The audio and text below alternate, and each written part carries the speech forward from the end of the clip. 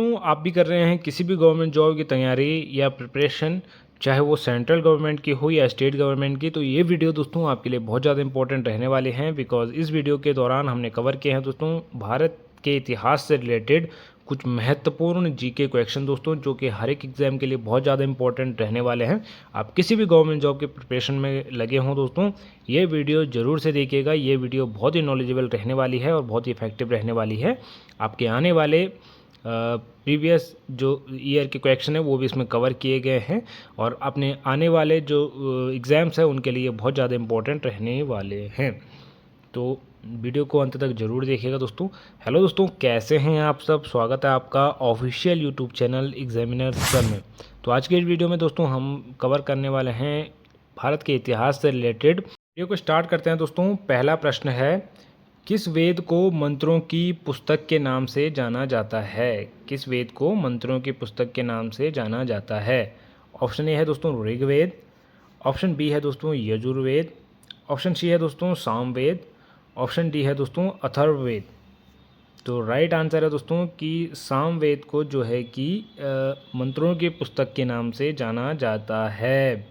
तो इसकी व्याख्या भी सुन लीजिए दोस्तों कि सामवेद में दोस्तों धार्मिक अनुष्ठानों के दौरान गाए जाने वाले भजन और धुनें शामिल है दोस्तों, इसीलिए इसे जो है कि मंत्रों की पुस्तक कहा जाता है। इसमें क्या है दोस्तों, धार्मिक अनुष्ठानों के दौरान गाए जाने वाले भजन और धुनें शामिल है दोस्तों, किसमें? सामवेद में। अगला प्रश्न है दोस्तों कि महान स्नानागार दोस्तों किस सिंधु घाटी सभ्यता स्थल पर पाया गया था? महान स्नानागार किस सिंधु घाटी सभ्यता स्थल पर पाया गया था?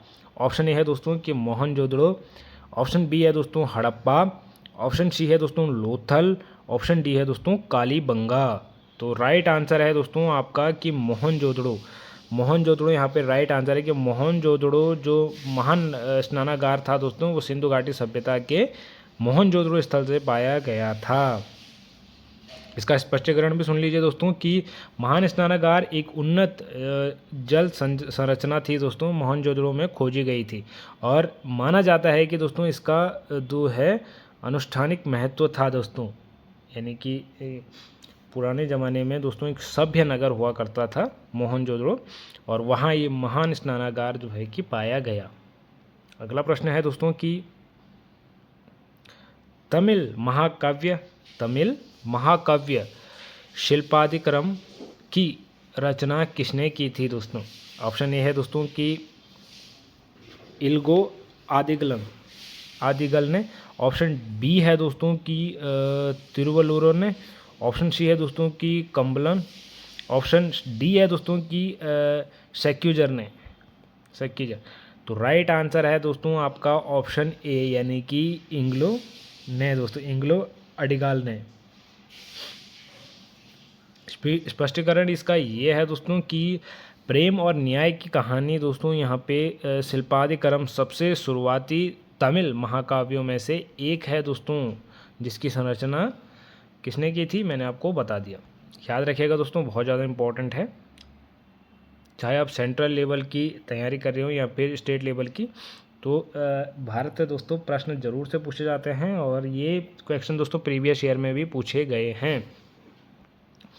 तो अगला प्रश्न है दोस्तों कि किस गुप्त शासक को भारत का नेपोलियन कहा जाता था? बहुत बार पूछा गया है दोस्तों एग्जाम के दौरान, किस गुप्त शासक को भारत का नेपोलियन कहा जाता था? ऑप्शन ए है दोस्तों समुद्रगुप्त, ऑप्शन बी है दोस्तों चंद्रगुप्त प्रथम, ऑप्शन सी है दोस्तों स्कंदगुप्त, ऑप्शन डी है दोस्तों यहाँ पे कुमारगुप्त। तो राइट आंसर आपका है दोस्तों कि समुद्रगुप्त को दोस्तों भारतीय नेपोलियन के नाम से भी जाना जाता है। Option A Samudragupta. स्पष्टीकरण इसका ये है दोस्तों कि समुद्रगुप्त ने दोस्तों अपनी व्यापक विजय और गुप्त साम्राज्य के विस्तार के लिए दोस्तों यह उपाधि अर्जित की थी दोस्तों। अगला प्रश्न यह है दोस्तों कि दिल्ली के किस सुल्तान ने दोस्तों आगरा शहर की स्थापना की थी दोस्तों? दिल्ली के किस सुल्तान ने आगरा शहर की स्थापना की थी? ऑप्शन ए है दोस्तों कि इल्तुतमी, ऑप्शन बी है दोस्तों कि बलबन, ऑप्शन सी है दोस्तों सिकंदर लोदी, ऑप्शन डी है दोस्तों कि फिरोज शाह तुगलक। तो राइट आंसर है दोस्तों आपका सिकंदर लोदी ने जो है कि आगरा शहर की स्थापना की थी। Sikandar Lodi, option C. सिकंदर लोदी ने दोस्तों 1504 में जो है कि आगरा को एक महत्वपूर्ण संस्कृति और प्रशासनिक केंद्र के रूप में स्थापित किया था दोस्तों। 1504 डेट याद रखिएगा आगरा शहर को, सिकंदर लोदी 1504। अगला प्रश्न है दोस्तों कि तराइन के द्वितीय युद्ध में पृथ्वीराज चौहान को किसने हराया? तराइन के द्वितीय युद्ध में पृथ्वीराज चौहान को किसने हराया दोस्तों? तराइन के द्वितीय युद्ध में पृथ्वीराज चौहान को किसने हराया? ऑप्शन ए है दोस्तों कि गजनी के महसूद ने हराया। ऑप्शन बी है दोस्तों कि मोहम्मद गौरी ने हराया। ऑप्शन सी तैमूर ने, या फिर ऑप्शन डी दोस्तों कुतुबुद्दीन ऐबक। कुतुबुद्दीन ऐबक अपने नाम भी सुना होगा दोस्तों। तो राइट आंसर यहाँ पे है कि मोहम्मद गौरी। मोहम्मद गौरी ने दोस्तों पृथ्वीराज चौहान को हराया दोस्तों ताइरान के द्वितीय युद्ध में। मोहम्मद गौरी ने दोस्तों 1162 में यहाँ पर जो है कि पृथ्वीराज चौहान को हराया, जिसमें उत्तर भारत में मुस्लिम शासक की स्थापना हुई। उत्तर भारत में दोस्तों मुस्लिम शासक की स्थापना कैसे हुई? क्योंकि जो है मोहम्मद गौरी था, उसने जो है कि पृथ्वीराज चौहान को युद्ध के दौरान हराया, जिससे मुस्लिम साम्राज्य की स्थापना हुई दोस्तों। अगला प्रश्न है दोस्तों कि आइन ए अकबरी के लेखक कौन थे? आइन ए अकबरी, तो ऑप्शन ए है दोस्तों अबुल फजल। अबुल फजल। ऑप्शन बी है दोस्तों यहाँ पे बीरबल। ऑप्शन सी है दोस्तों यहाँ पे डोडरमल। ऑप्शन डी है दोस्तों यहाँ पे तानसेन। तो राइट आंसर है दोस्तों आपका कि अबुल फजल जो है कि आइन अकबरी के लेखक थे। अबुल फजर नाम याद रखिएगा दोस्तों, ऑप्शन ही यहाँ पे राइट हो जाएगा, अबुल फजर। दोस्तों अकबर के दरबारी इतिहासकार अबुल फजर ने दोस्तों आइन अकबरी लिखी, जो अकबर के प्रशासन के बारे में विस्तृत जानकारी प्रदान करती है। अगला प्रश्न है दोस्तों कि जलियांवाला बाग हत्याकांड के समय वायसराय कौन था? जलियांवाला बाग हत्याकांड के समय वायसराय कौन था? तो ये बहुत बार पूछा गया है दोस्तों, मैंने खुद एग्ज़ाम दिए हैं तो मैंने खुद फेस किया है इस क्वेश्चन को। तो ऑप्शन ए है दोस्तों कि लॉर्ड कर्जन। ऑप्शन बी है दोस्तों यहाँ पे लॉर्ड चैम्सफोर्ड। ऑप्शन सी है दोस्तों यहाँ पे लॉर्ड हार्डिंग। ऑप्शन डी है दोस्तों यहाँ पे लॉर्ड इरविन। तो राइट आंसर आपका हो जाएगा दोस्तों यहाँ पे लॉर्ड चैम्सफोर्ड। Lord Chelmsford. तो जलियांवाला बाग हत्याकांड दोस्तों 1919 में यहाँ पर जो है कि 1919 में लॉर्ड चैम्सफोर्ड के भारत के वायसराय के कार्यकाल के दौरान हुआ था। जलियांवाला बाग हत्याकांड कब हुआ था दोस्तों? 1919 में। उस समय कौन था इसका जो है कि viceroy? Lord Chelmsford. Lord Chelmsford नाम याद रखिएगा दोस्तों। अगला प्रश्न है दोस्तों कि 1916 में भारतीय होम रूल लीग की स्थापना किसने की? होम रूल लीग, तो ये भी बहुत इंपॉर्टेंट प्रश्न है दोस्तों। होम रूल लीग 1916 में दोस्तों भारतीय होम रूल लीग की स्थापना किसने की? तो ऑप्शन ये है दोस्तों यहाँ पे कि एनी बेसेंट और तिलक ने। ऑप्शन बी है दोस्तों महात्मा गांधी ने। ऑप्शन सी है दोस्तों सुभाष चंद्र बोस ने। ऑप्शन डी है दोस्तों गोपाल कृष्ण गोखले ने। तो राइट आंसर यहाँ पे है दोस्तों कि एनी बेसेंट ने जो है कि यहाँ पे होम रूल की स्थापना की 1916 में, भारतीय होम रूल। तो यहाँ पे दोस्तों ऑप्शन ए यहाँ पर राइट आंसर हो जाएगा, एनी बेसेंट और तिलक। तो होम रूल लीग की दोस्तों स्थापना भारत के लिए दोस्तों स्वशासन और अधिक स्वायत्तता की मांग के लिए की गई थी दोस्तों, याद रखिएगा। अगला प्रश्न है दोस्तों कि भारत का संविधान कब अपनाया गया था? भारत का संविधान कब अपनाया गया था? ऑप्शन ए दोस्तों 26 जनवरी 1949। ऑप्शन बी है दोस्तों 26 जनवरी 1949, 26 नवंबर 1949। ऑप्शन सी है दोस्तों यहाँ पे 26 जनवरी 1950। और ऑप्शन डी है दोस्तों यहाँ पे 15 अगस्त 1947। तो राइट आंसर है दोस्तों कि 26 नवंबर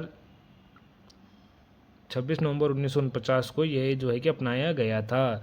संविधान दोस्तों 26 नवंबर 1949 को अपनाया गया था, लेकिन 26 जनवरी 1950 को लागू किया गया था। याद होना चाहिए दोस्तों, आप में से बहुत से जो हिस्ट्री के या पॉलिटिकल के स्टूडेंट्स होंगे उनको पता होगा, बाकी सभी को पता होना बहुत ज़्यादा इम्पोर्टेंट है दोस्तों कि जो संविधान था दोस्तों वो 26 नवंबर 1949 को अपनाया गया था, यानी कि बनकर तैयार हो गया था। उसके बाद 26 जनवरी 1950 को इसे पूरे देश के लिए लागू कर दिया गया था। इम्पॉर्टेंट है दोस्तों। अगला प्रश्न है, स्वतंत्र भारत के गवर्नर जनरल बनने वाले पहले भारतीय कौन थे? ऑप्शन ए है दोस्तों राजेंद्र प्रसाद, ऑप्शन बी है दोस्तों सी गोपालाचारी, ऑप्शन सी है दोस्तों जवाहरलाल नेहरू, ऑप्शन डी है दोस्तों वल्लभ भाई पटेल। तो स्वतंत्र भारत के प्रथम गवर्नर जनरल थे श्री गोपालाचार्य। श्री गोपालाचार्य दोस्तों 1948, याद रखिएगा दोस्तों 1948 1948 में दोस्तों लॉर्ड माउंटबेटन के बाद, लॉर्ड माउंटबेटन कौन थे दोस्तों? भारत के प्रथम गवर्नर जनरल, स्वतंत्र भारत के प्रथम गवर्नर जनरल। और जो श्री गोपालाचार्य हैं वो भारतीय गवर्नर जनरल है, प्रथम भारतीय गवर्नर जनरल। और पहला भारतीय गवर्नर जनरल कौन था दोस्तों स्वतंत्र भारत का? वो था लॉर्ड माउंटबेटन। उसके बाद दोस्तों भारत के गवर्नर जनरल बने कौन? सी गोपालाचार्य। याद रखिएगा दोस्तों, इम्पोर्टेंट है। अगला प्रश्न है दोस्तों कि किस समिति ने भारत में पंचायती राज की स्थापना की सिफारिश की थी दोस्तों? किस समिति ने भारत में पंचायती राज की स्थापना की सिफारिश की थी? ऑप्शन ए है दोस्तों यहाँ पे बलवंत राय मेहता समिति, ऑप्शन बी दोस्तों यहाँ पे सरकारिया आयोग, ऑप्शन सी है दोस्तों यहाँ पे साइमन आयोग, ऑप्शन डी है दोस्तों यहाँ पे अशोक मेहता समिति। तो राइट आंसर है यहाँ पे दोस्तों बलवंत राय मेहता समिति, यानी कि ऑप्शन ए यहाँ पे राइट आंसर है दोस्तों। बलवंत राय मेहता समिति ने जो है कि भारतीय में पंचायती राज की स्थापना की सिफारिश की दोस्तों। 1957 की समिति ने दोस्तों 1957 में ये समिति बनी। स्थानीय दोस्तों स्वशासन को यहाँ पे सशक्त बनाने के लिए पंचायती राज के कार्यान्वयन का सुझाव दिया दोस्तों। स्थानीय जो गतिविधियाँ हैं, स्थानीय कार्य हैं, उनको सशक्त बनाने के लिए यहाँ पे पंचायती राज का जो है कि उन्होंने सिफारिश करी, सुझाव दिया। अगला प्रश्न है दोस्तों कि मध्यकालीन गुजरात के निम्नलिखित में से किस शासक ने यहाँ पे दीव को पुर्तगालियों को सौंप दिया था? मध्यकालीन गुजरात के निम्नलिखित में से किस शासक ने दीव को पुर्तगालियों को सौंप दिया था? ऑप्शन ए है दोस्तों अहमद शाह, ऑप्शन बी है दोस्तों मोहम्मद बेगड़ा, ऑप्शन सी है दोस्तों यहाँ पे बहादुर शाह, ऑप्शन डी है दोस्तों मोहम्मद शाह। तो राइट आंसर है दोस्तों आपको कि बहादुर शाह, ऑप्शन सी यहाँ पर है। बहादुर शाह ने दोस्तों यहाँ पर जो है कि दीवा को पुर्तगालियों को सौंप दिया था। आप देख सकते हैं दोस्तों, इसकी व्याख्या भी आप देख सकते हैं कि गुजरात के बहादुर शाह ने दोस्तों मुगलों के खिलाफ एक रक्षात्मक संगठन के तहत दोस्तों 1531 में मुगलों के खिलाफ रक्षात्मक संगठन के तहत 1531 में दोस्तों पुर्तगालियों को दीवा पर नियंत्रण दे दिया था। बाद में दोस्तों इस नियंत्रण पर पछताते हुए उन्होंने पुर्तगाली प्रभाव को सीमित करने की कोशिश की।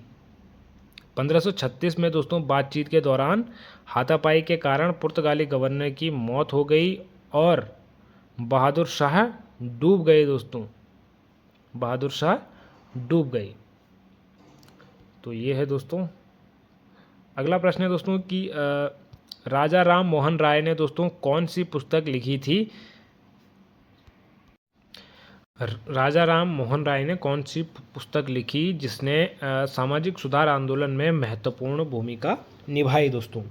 तो ऑप्शन ए है दोस्तों यहाँ पे ए सत्यार्थ प्रकाश, ऑप्शन बी है दोस्तों यहाँ पे तुहफत उल मुआद्दीन, ऑप्शन सी है दोस्तों रिश्वत की बात, ऑप्शन डी है दोस्तों यहाँ पे ब्रिटिश भारत का इतिहास, ब्रिटिश भारत का इतिहास।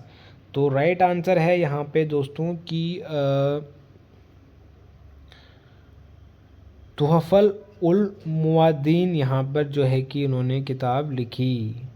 तो राजा राम मोहन राय ने दोस्तों यहाँ पे तुहफ़त उल मुआद्दीन नामक पुस्तक लिखी दोस्तों, जिसमें इन्होंने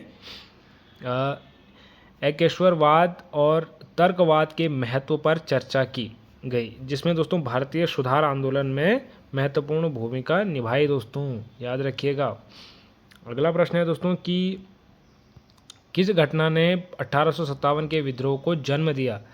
किस घटना ने 1857 के विद्रोह को जन्म दिया? ऑप्शन ए है दोस्तों यहाँ पे रॉकेट एक्ट का लागू होना। रॉकेट एक्ट क्या था दोस्तों, आप में से बहुत से अभ्यर्थियों को पता होगा। ऑप्शन बी है दोस्तों भारतीय सैनिकों द्वारा एनफील्ड राइफलों का प्रयोग। ऑप्शन सी है दोस्तों यहाँ पे बंगाल का विभाजन। बंगाल का विभाजन। ऑप्शन डी है दोस्तों जलियांवाला बाग हत्याकांड। जलियांवाला बाग हत्याकांड। तो राइट आंसर यहाँ पे है दोस्तों कि ऑप्शन बी भारतीय सैनिकों द्वारा राइफलों का प्रयोग। एनफील्ड राइफलों का प्रयोग, भारतीय सैनिकों द्वारा एनफील्ड राइफलों का प्रयोग दोस्तों। एनफील्ड राइफलों में जो दोस्तों गोलियां भरी जाती थी तो उनमें जानवरों की चर्बी दोस्तों यूज़ करी जाती थी। इस कारण दोस्तों ये विद्रोह हुआ दोस्तों। स्पष्टीकरण है कि 1857 के विद्रोह में दोस्तों तत्कालिक कारण ये एनफील्ड राइफल कारतूसों का प्रचलन था दोस्तों, जिनके बारे में अफवाह थी कि इनमें जानवरों की चर्बी लगी हुई है दोस्तों, जिससे हिंदू और मुस्लिम दोनों सैनिक नाराज थे दोस्तों। तो इस कारण ये विद्रोह किया गया दोस्तों। अगला प्रश्न है दोस्तों कि मराठा साम्राज्य का संस्थापक कौन था दोस्तों?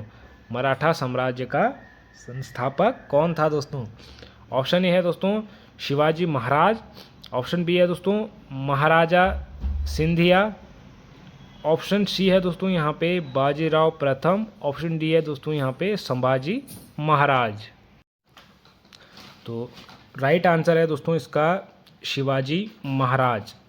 कौन? शिवाजी महाराज ने दोस्तों यहाँ पे मराठा साम्राज्य के संस्थापक थे दोस्तों, शिवाजी महाराज। तो यहाँ पर आप स्पष्टीकरण भी देख लीजिए दोस्तों कि 1630 में दोस्तों पैदा हुए शिवाजी महाराज ने दोस्तों मराठा साम्राज्य की स्थापना की और अपनी सैन्य नीति और अभिनव दोस्तों यहाँ पे प्रशासन के लिए जाने जाते थे दोस्तों शिवाजी महाराज। तो ये थे दोस्तों कुछ इंपॉर्टेंट जीके क्वेश्चन जो कि हर एग्ज़ाम के लिए बहुत ज़्यादा इंपॉर्टेंट रहने वाले हैं। चाहे आप किसी भी गवर्नमेंट जॉब की तैयारी कर रहे हो दोस्तों, ये बहुत ज़्यादा इंपॉर्टेंट रहने वाले हैं आपके लिए। तो वीडियो को दोस्तों एक बार दोबारा से ज़रूर से देखिएगा क्योंकि ये क्वेश्चन बहुत ज़्यादा इंपॉर्टेंट है। बाकी किसी प्रकार का डाउट है दोस्तों तो आप मुझे कमेंट बॉक्स में पूछ सकते हैं। मिलते हैं दोस्तों अगली वीडियो में, तब तक के लिए बाय बाय, टेक केयर।